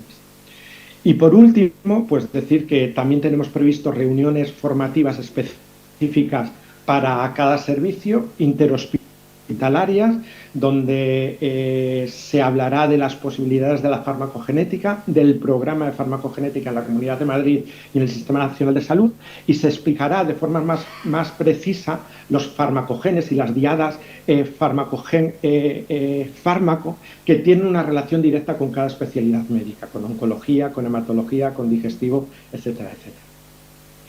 Y esa es la situación y lo que os puedo contar de la Comunidad de Madrid. Muchas gracias. Muchas gracias, Jesús. Como ya se ha comentado antes en la sala, parece que un factor común de una de las barreras están siendo los sistemas. Ya han comentado antes los compañeros de Valencia, nosotros aquí mismo en Extremadura y de momento allí en Madrid también. Parece un factor común que estamos teniendo en las diferentes comunidades. Continuamos. Merced, no sé, ahora sí te vemos. Gracias. Perdonad, me he conectado vía telefónica, si os parece bien, porque no había manera de hacerlo con el ordenador, ¿de acuerdo? ¿Me podéis oír, Fran? Sí, ¿Me oís bien? Te escuchamos perfectamente, sí. De acuerdo. Intentaré ser breve como nos has solicitado. En Cataluña existe un modelo de implementación de medicina de precisión desde hace ya unos 7 u 8 años, que se ha desarrollado y llevado a término ampliamente en los ámbitos de oncología, enfermedades raras y también en sistemas informáticos, biología informática. Referente a la implementación de la farmacogenética, se está realizando a lo largo de este año. Y yo quiero decir que la Gerencia de Medicina de Precisión del CatSalut ha contactado con todos los centros que tenemos opciones y experiencia en el análisis de farmacogenética, y sabemos recientemente que con mucha probabilidad cuentan con nosotros para implementar esto junto con otros servicios, y que en breve quiere decir exactamente esto, días, alguna semana, tendremos ya la primera reunión para saber exactamente con detalle cómo vamos a implementar todo esto. Mientras tanto, obviamente, sí os puedo hablar de qué hemos hecho en mi hospital para prepararnos para toda esta implementación. Nosotros, dicho de manera muy escueta, llevamos ya unas 2 décadas en las que iniciamos el análisis farmacogenético en el contexto del hospital clínico, primero como una farmacogenética reactiva, con pocos genes, pocas variantes a analizar. Estábamos siempre pendientes de la evolución y recomendaciones de las guías actualizadas por las entidades reguladoras, y por lo tanto desde ese aspecto íbamos implementando cada año aquellos genes, aquellas variantes que permitían establecer recomendaciones para algunos tratamientos en diferentes ámbitos de la medicina, hasta que ha llegado finalmente este año 2023, que has puesto previamente a Ángel Carracedo, que posteriormente ha hablado de él Adrián Llerena, y posteriormente tú también, Fran, a través del proyecto BioFran. Es decir, nos hemos preparado para, de una farmacogenética reactiva, pasar ya a una farmacogenética anticipativa, que a día de hoy en mi hospital, para explicarlo en corto, sigue teniendo 2 vertientes. Mientras el clínico no se educa en solicitarlo de otra manera conjuntamente con nosotros, y mientras en Cataluña no se nos acaba de especificar cómo irá esta implementación, nosotros para nuestros clínicos seguimos manteniendo los 2 tipos de solicitudes. El gen individual en función de la asociación de un fármaco concreto que el médico va a prescribir, o bien ya para algunas cohortes concretas, especialmente en pacientes polimedicados, tenemos ya validado y establecido por OpenArray un panel de genes que en el contexto de algunos pacientes, obviamente, si necesitamos más información desde un punto de vista del background genético, hacemos secuenciación masiva. Dicho esto, ¿qué resaltaría yo en cuanto a las limitaciones con las que nos hemos encontrado? Yo no creo que sean muy diferentes a las que hayan podido observar otros compañeros. Empezaría por la evolución, o sea, en general todo tiene que ver un poco con la estandarización del modelo. Y en primer lugar por el propio método analítico que vayamos a utilizar, estrechamente asociado con dos cosas, con el precio, como ha dicho el compañero que acaba de exponerlo de forma maravillosa y que no me voy a extender más, y también en cómo vamos a informar eso. Es muchísima información y siempre que se habla con un clínico que van muy apurados de tiempo, te piden dos palabras que empiezan por C, que el informe sea muy corto y que el informe sea claro. Entonces, ahí tenemos mucho trabajo porque de todo lo que en un momento podamos analizar y obtener información, eso hay que estandarizar, cómo informamos lo imprescindible, la esencia de eso en el contexto de un paciente para que les llegue a los clínicos y pueda ya utilizarlo para la prescripción. En segundo lugar, diría las reacciones, el fenotipo en sí, especialmente en el contexto de Biofran, que desde aquí las gracias por siempre lo digo, estoy muy agradecida y mi centro igual por formar parte de este estudio, ¿no? Porque es una manera de aprender, de avanzar. Hemos podido ver, especialmente para algunos fármacos más que para otros, que el fenotipo clínico es difícil de establecer porque no disponemos de biomarcadores específicos. Viene a mi memoria en estos momentos los fármacos, los hipolipemiantes, ¿no? Las estatinas, y es difícil, hay un efecto placebo, hay un efecto nocebo en muchos de los pacientes que incluimos en el estudio, afecta a otro tipo de fármacos, pero necesitamos herramientas para establecer un fenotipo clínico claro que se pueda asociar a los efectos adversos de los fármacos que sabemos que una variante genética que afecte o a una enzima de biotransformación o a una diana o a una proteína reguladora de transporte, esa asociación la podamos hacer bien sin dudas de que es debida al fármaco y a la genética del paciente y no a otros variables concomitantes que puedan tener lugar en ese momento. La estandarización del informe electrónico, que no es fácil porque, bueno, todavía muchos de nosotros parte del mismo, especialmente cuando yo hablo de un informe farmacogenético y no del informe del fenotipo, al considerar medicación concomitante, interacciones medicamentosas, si hay el requerimiento de cambiar. Gran parte de nosotros utilizamos diferentes aplicaciones, no todo el mundo, me consta que en alguna comunidad ya tenéis desarrollada alguna herramienta con una aplicación que tiene todo unido ya, ¿no? Lo que es el resultado del fenotipo, lo que es las aportaciones similares a lo que sería un CIPALEL, las interacciones medicamentosas. Bueno, esto no todo en todas partes está resuelto y en aquellas en las que esté resuelto deberíamos hacer hasta donde sea posible también un esfuerzo de estandarización. El informe es importantísimo y hacerlo de forma acurada, hacerlo de forma estandarizada nos permitiría también más comparar resultados entre diferentes laboratorios, autonomías, como le queráis llamar. Después, especialmente para mis compañeros, unas limitaciones importantes para implementar esto es la inconsistencia de grado de recomendación para hacer una acción u otra respecto a elección de un fármaco y al menos las dosis de inicios, la incoherencia que hay entre las diferentes entidades reguladoras, CEPIC, la Dutch Pharmacogenetic Working Group, la FARC-AGB, Canadian, la francesa, la propia Sociedad Española de Farmacogenética y Farmacogenómica, que sí es cierto que en sus recomendaciones intenta aportar todo lo que está descrito, todo lo que está descrito importante y relevante en los documentos de recomendaciones de otras sociedades, ¿no? Pero no es fácil que solo un 20% de los 54 fármacos que sabemos tienen genes y variantes que nos permiten hacer recomendaciones con un grado de evidencia 1A,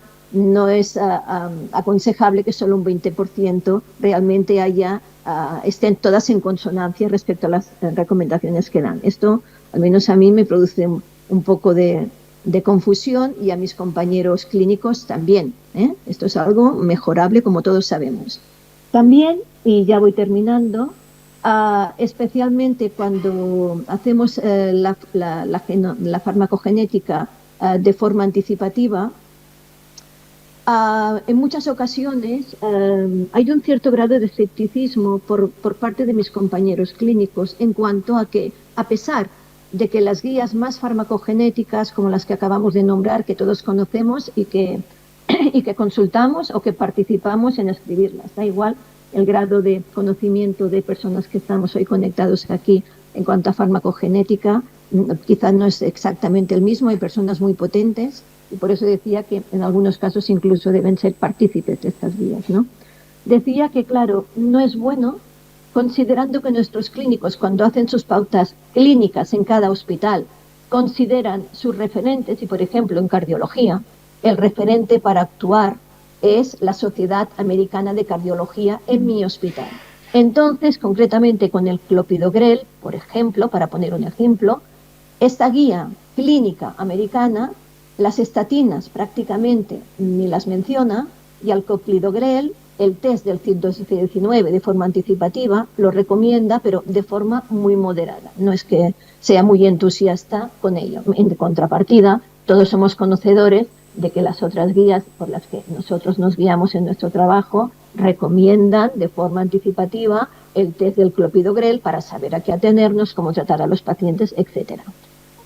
Y, bueno, finalmente, citar que especialmente en el contexto de saber explicar de forma correcta el genotipo que hemos obtenido en el contexto de un paciente en el que hay otras muchas covariables a considerar, entre ellas la medicación concomitante, su estado de inflamación, la fisiopatología, su función hepática, su función renal, sus hábitos, pero sobre todo pensando en inflamación y en interacciones fármaco-fármaco, al menos para mí la fenoconversión es uno de los talones de Aquiles de la farmacogenética, que tiene un impacto y que ojalá supiéramos exactamente, de forma estandarizada también, cómo modular ese impacto de la fenoconversión para luego en un paciente que en un momento dado muchos de esos factores de fenoconversión que van a ser puntuales en el tiempo desaparezcan. Pues bueno, todo esto explicarlo a los clínicos. Y aquí sí que quisiera alzar una bandera en pro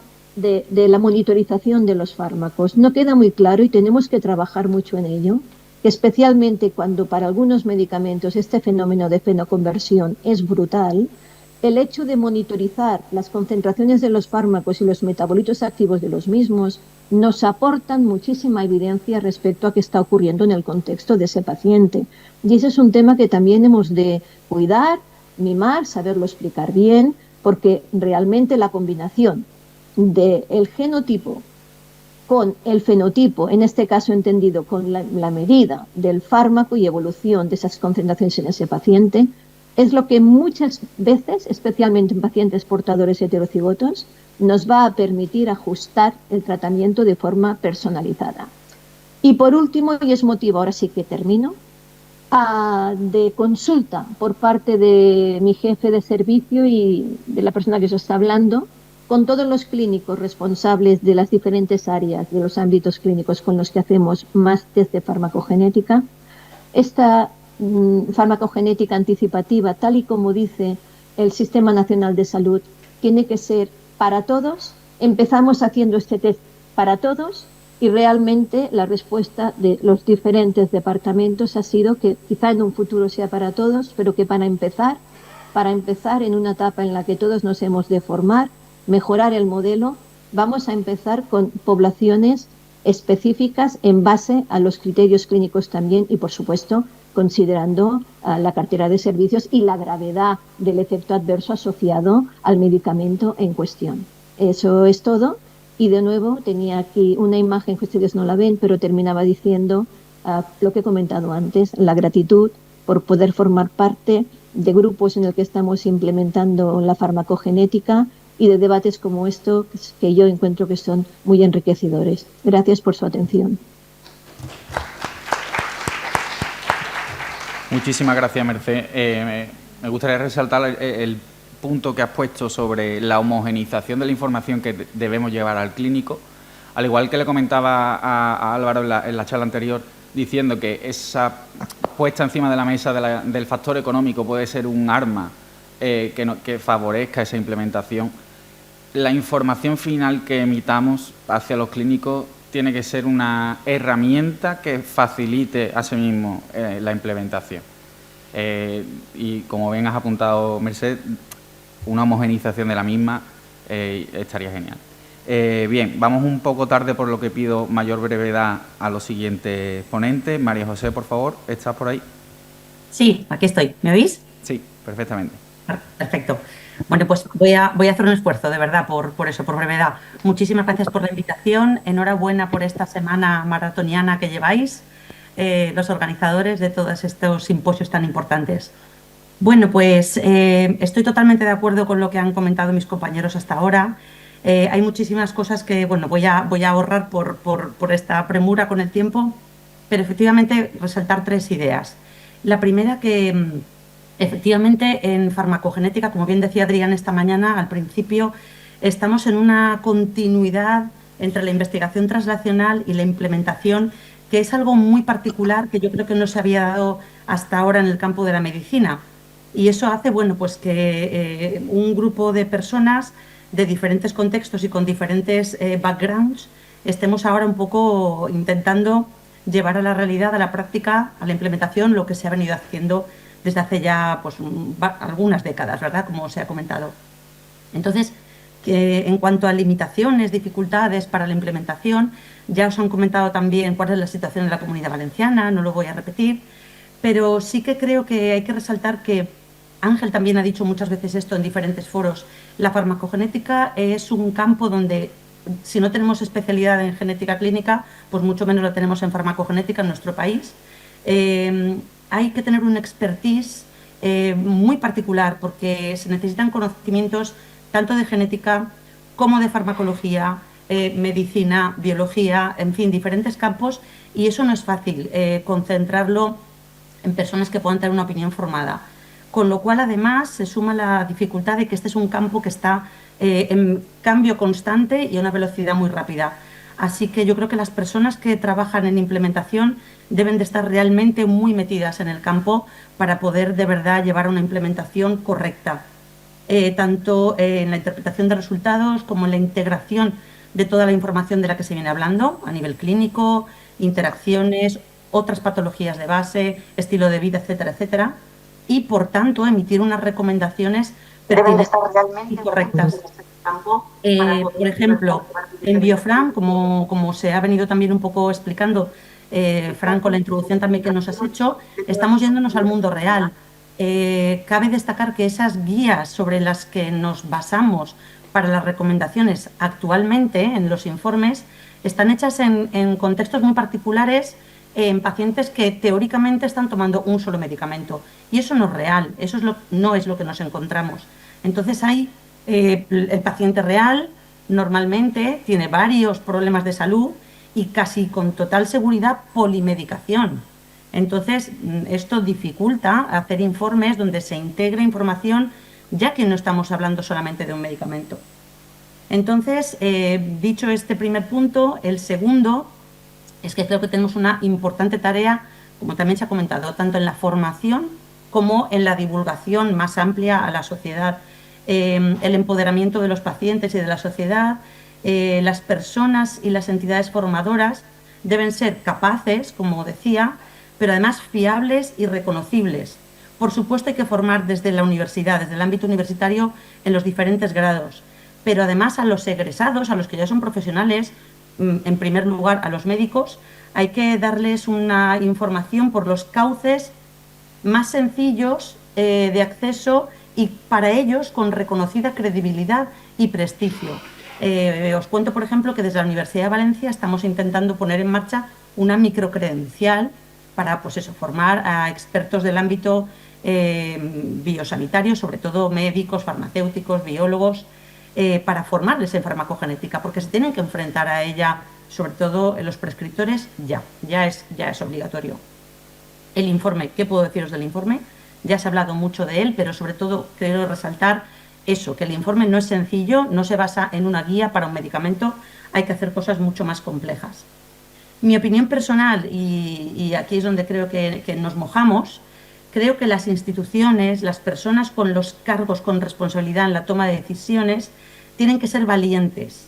En este momento no basta con querer tener contentos a todos o evitar quedar mal con ciertas personas, por esto que decíamos de cosas que se vienen haciendo ya y que quizá no se vienen haciendo de la forma más adecuada o de la forma más eficiente para un sistema de salud que ya tiene los problemas que tiene. Entonces creo que se debe de evaluar objetivamente la situación existente y designar claramente las personas y unidades competentes para poner en marcha y mantener esta implementación de la mejor forma posible.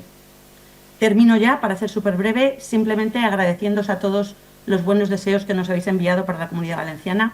Sabéis que estamos en una situación terrible y bueno, esto va para largo, así que toda la ayuda que sé que está llegando es de todas partes y que todos estáis súper implicados y emocionalmente también con nosotros, bueno, pues que no solo ahora, que esto va para largo y que bueno, sé que todos estaréis ahí apoyando.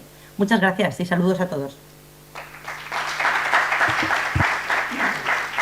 Muchísimas gracias, María José, además en especial pues, por lo que comentaba, por ser capaz de compartir este ratito con nosotros a pesar de las circunstancias que estáis viviendo por allí.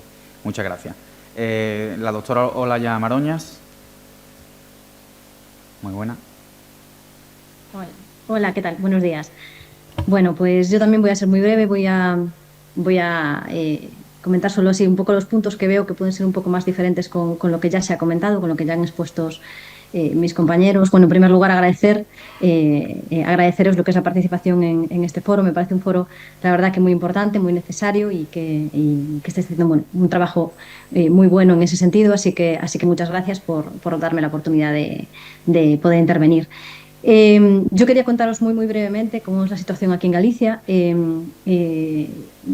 Bueno, yo trabajo en la Fundación de Medicina Xenómica, que básicamente es una entidad del Servicio Gallego de Salud que lo que hace es aglomerar todos los análisis genéticos de la comunidad como tal. Como ha comentado Ángel, no solo hacemos análisis farmacogenéticos, sino también análisis de diagnóstico genético y la población es de 2,7 millones de habitantes. Es importante decir que comparten historia clínica electrónica común todos los centros, con lo cual eso nos facilita mucho la situación y también circuitos de envío de muestras, en ese caso, o sea, de remisión de pacientes, digamos, para análisis también común, con lo cual lo que es el circuito como tal es algo que para nosotros, como lo comento porque ha sido una barrera que se ha comentado en algún momento, entonces en ese punto para nosotros no sería una barrera ahora mismo, ¿no? Se ha trabajado durante mucho tiempo, entonces es algo que ya tenemos muy establecido. La farmacogenética lleva en cartera de servicios del Sistema Gallego de Salud desde 2015 aproximadamente y todo ello ha sido posible gracias a reuniones muy cercanas con todos los profesionales sanitarios en donde nos sentamos a ver un poco qué necesidades podían tener y qué necesidades podíamos o no podíamos cubrir con biomarcadores farmacogenéticos como tal. Es decir, qué evidencia teníamos y si realmente estaba en un estado de investigación todavía o un estadio en el que realmente ya podíamos trasladarlo a la clínica. Entonces, con ello se diseñó un panel básico de biomarcadores muy concreto. Al igual que comentaba la doctora Mercè Brunet, pues era una farmacogenética reactiva, es decir, siempre nos venían una vez que los pacientes ya habían desarrollado una reacción adversa. Entonces, no era desde luego la situación más ideal. Con el tiempo hemos ido avanzando hacia una farmacogenética anticipativa, en la que realmente ya piden esta prueba antes de dar el medicamento. Y todo ello pues, ha permitido realmente que poco a poco las diferentes áreas en las que realmente podemos aplicar biomarcadores farmacogenéticos con evidencia suficiente vayan pidiendo, digamos, ese panel de manera anticipativa. Hemos ido avanzando en el número de biomarcadores también y hemos ido también avanzando en validación. Yo quería también hablar aquí de una cuestión que comentó el doctor Ángel Carracedo, respecto a los ejercicios prophysis y testing, a los ejercicios intercomparativos y sobre todo también reivindicar su importancia, especialmente porque creo que sobre todo ahora con la situación de la cartera de servicios aprobada desde el año pasado, la situación de que muchos laboratorios quieran quizás empezar a lo que es el análisis de farmacogenética con uno o varios genes o o lo que estimen, ¿no?, necesario para cada una de las entidades. Lógicamente, digo, para empezar, claramente, sí que es verdad que el determinar la calidad analítica de esas pruebas farmacogenéticas es fundamental, y yo creo que eso podía haber sido una barrera de implementación quizás en el pasado. Creo que ahora tenemos recursos como para poder solventarlo y que podemos adherirnos a esos recursos, ¿no? Nosotros tenemos pues el Proficiency Testing en farmacogenética, que se lanza a nivel nacional. Y además hay otro tipo de ejercicios intercomparativos también a nivel europeo, pero bueno, creo que tenemos de esa forma las herramientas para poder estar seguros de que realmente estamos haciendo las cosas bien en el laboratorio. Desde luego otra barrera, quizás otra cuestión que también se han comentado anteriormente, es cómo trasladamos esa información. Es decir, yo creo que sí que es muy importante el centrarnos mucho en el informe clínico, aunque sea un informe clínico comprensible, como decía Mercé, corto y conciso, que yo creo que es muy importante. Los clínicos siempre valoran, lógicamente, ambas tests, porque tienen muy poquito tiempo para poder dar ese tipo de informes, y creo que eso es otro rasgo fundamental y otro aspecto importante. Nosotros a día de hoy recibimos un total de más de 3.000 muestras de manera anual y cubrimos el 85% de los biomarcadores y de los fármacos incluidos en la cartera de servicios. Estamos trabajando en llegar al 100%, pero además en este contexto también quiero poner de manifiesto la importancia de lo que son los planes de implementación en el que se pueden llevar a cabo en las diferentes comunidades autónomas. Lo digo porque es verdad que a día de hoy tenemos ya una cartera de servicios que nos dice biomarcadores que son importantes, que ya tienes que trasladar, pero por ejemplo hay otros biomarcadores que todavía están en un estado que quizás, que son importantes. De ahí, por ejemplo, proyectos de investigación importantes como BioFrank, que va a permitir validar biomarcadores en ese sentido, pero hay otros que ya podemos empezar a trasladar a la clínica. Nosotros empezamos hace 4 años ya un plan de implementación de farmacogenética en psiquiatría en el Sistema Gallego de Salud, y que realmente sí vemos que está siendo muy útil, o al menos los psiquiatras lo perciben como muy útil, en el sentido de que nos encontramos ahí con polimedicación, que también se ha comentado, y ven un poco lo que es el contexto del análisis farmacogenético, lo que puede aportar. Le tenemos que lidiar todos los días con la fenoconversión, un poco lo que también comentaba la doctora Mercé Brunet, que yo creo que lo que podamos hacer en ese contexto de cara a poder estandarizar, a ver un poco las guías que ahora mismo están realmente publicadas, que son en monoterapia, como decía efectivamente la doctora María José Herrero, que al final nos vamos a encontrar con una situación de politerapia. Entonces yo creo que un poco el poner sobre la mesa todas esas, yo no los llamaría problemas, simplemente yo creo que son cuestiones que tenemos que ir abordando con el tiempo y viendo un poco cómo podemos hacerlo de manera también ágil, especialmente porque la clínica no espera, o sea, nos pide tiempos de respuesta muchas veces muy ajustados, a veces para los laboratorios. Creo que es importante también apostar por tecnologías, que yo creo que ahora cada vez hay más tecnologías que nos permiten tener softwares integrados de farmacogenética para poder analizar los resultados de una manera más directa. Hace años era un poco más manual y eso al final iba en detrimento de los tiempos de respuesta, lógicamente.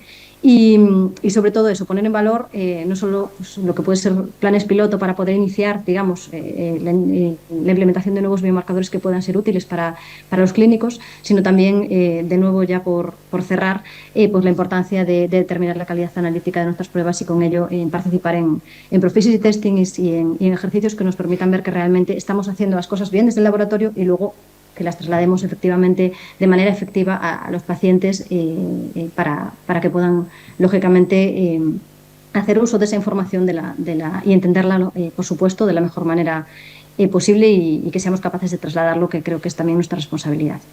Y nada más. Muchísimas gracias por todo y bueno, cierro para que podamos ser breves. Gracias. Muchísimas gracias, Olaya. Y ya para terminar, le devuelvo la palabra a la doctora Ana Peiró, por si quiere volver a realizar una intervención. Muchas gracias. Muy bien, gracias. Creo que esta mesa refleja la diversidad y los retos de la implementación de la farmacogenética, expertas bioquímicas, biólogas, médicos, farmacólogos, y además yo actualmente ocupando un cargo de gestión, que el cargo quiere decir parte del título es fomento de redes. Los retos son comunes. Gracias al trabajo, como comentaba Olaya, estamos homogeneizando o tenemos capacidad de poner al servicio de la sociedad unas determinaciones que están validadas.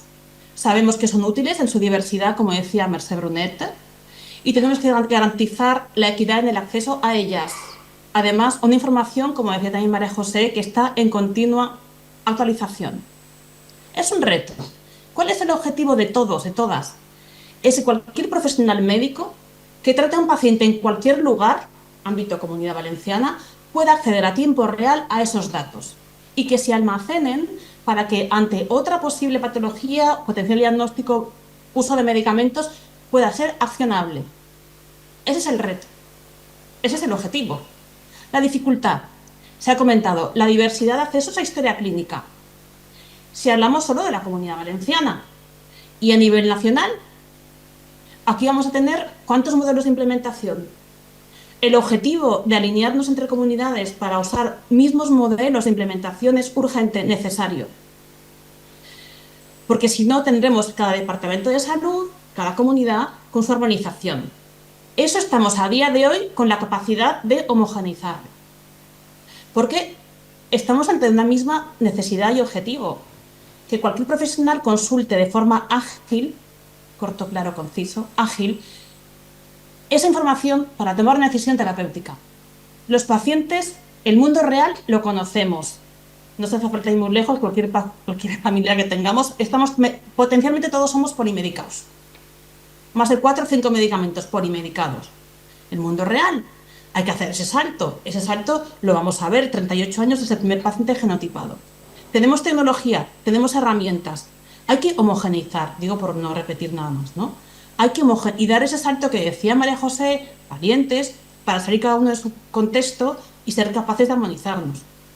Porque tenemos una sociedad muy móvil. No te digo yo los de Madrid que vienen a la Comunidad Valenciana, ¿no? Tenemos una situación muy ágil de sociedad. Entonces, el problema que yo, por resumir un poco, quiero resaltar es la equidad. El acceso a la información actualizada y que sea útil. Y esto no puede demorar. Es decir, hemos trabajado mucho para tener marcadores. Estamos tecnológicamente preparados y homogenizados. Nunca te daré Olaya, gracias. Nunca estoy agradecida por esto, por el Professional Test. Y tenemos ahora un margen de demostrar que esto es útil en clínica. Por supuesto, anticipativo. Es útil, que salva vidas, que previene reacciones adversas. Y no podemos temblar, ¿no? Tenemos que demostrar esa utilidad, tenemos que ser capaces de incluir en historia clínica, o sea, estoy a la vez en esta charla hablando con el responsable de la Comunidad Valenciana, con Juan de Mejías, que ha hablado al principio, cómo está cada nodo, en cada hospital, en cada departamento de salud, cómo hablar con los sistemas informáticos para generar, como se ha generado en nuestra comunidad, una alerta de reacciones adversas a medicamentos. Tú entras en la historia clínica y tienes un icono rojo diciendo aquí hay una RAM, y vigilar, lo mismo con la farmacogenética, un acceso rápido. Operativo, cuando es corto y claro es que es operativo. No sé cuántos informes he revisado de cómo se informan los hospitales o cada nodo y cada uno tiene ese perfil como esta mesa, bioquímico, analítico. Tiene que ser una decisión en un papel y no solamente decisión, hay que montar una consulta terapéutica. Madrid es un ejemplo claro, muy operativo. Es decir, tú vas a emitir un informe y tiene que haber una persona al otro lado que sea capaz de contestar, de actualizar, en esa capacidad de tener el dato de prevenir, ¿no? Interacciones, cómo sumamos. Y todo esto es una herramienta para la prescripción racional, me gusta porque parece que es irracional, pero para el uso correcto de los medicamentos y además implementándola. Nosotros cuando he trabajado en el hospital como médica asistencial en la unidad del dolor teníamos en ese tiempo a través de investigación pues más de 1000 pacientes genotipados. Entonces es un alivio para el prescriptor saber que es un fenotipo citos extremo, es un alivio entender lo que está pasando. Entonces, se cuenta con la información, estamos obligados a accionarla por ficha técnica. Se ha comentado en la primera mesa, ¿no? Esas muertes RAMS evitables, estamos obligados porque la información existe. Y es el momento para que nos cohesionemos y nos organicemos para tener los modelos más homogéneos, para que se implanten no solo en cada comunidad, sino en todas. Creo que es una obligación moral. Tengo una presentación divina con con unos cuadros de Lacroix hablando de la libertad que guía el pueblo, o sea que os la vais a perder, pero por ser más concisa, eso también incluye las plataformas genómicas de información, cómo se van a almacenar los datos. No solamente los informes, sino cómo vamos a almacenar esa nube de datos, que ahora hablamos de farmacogenética, pero todas las ómicas que acompañan. Entonces creo que es esa responsabilidad de generar una estrategia, voy a leer las conclusiones, estrategia común de implementación, siguiendo modelos de éxito, implicará primaria. A mí, en la unidad del dolor, me voy a enfadar, me llegan pacientes con más de 20 medicamentos. ¿Qué hago yo? Aparte de intentar de prescribir, tiene que llegar a primaria. Y además, esto va a promover la farmacovigilancia activa y un mejor uso del medicamento y una sociedad mejor tratada. He sido breve. No sé si hay turno de preguntas. Muchas gracias y como dice María José, gracias. Estamos trabajando, como veis, he estado en esta ponencia viendo todo el rato la puerta cómo se abre y se cierra. Gracias por el apoyo y que sepáis que contamos con un volumen muy amplio de voluntarios sanitarios también fuera de la comunidad valenciana, que nos genera mucha emoción el apoyo que estamos recibiendo. Vamos a ver si podemos estar a la altura de salir, ¿no? Gracias. Muchísimas gracias, Ana. No habrá turno de preguntas porque ya vamos un poco retrasados en el horario, así que sin más, muchas gracias a todas y a todos por vuestra atención y le doy la palabra al siguiente moderador, al doctor Pedro Dorado. Muchas gracias.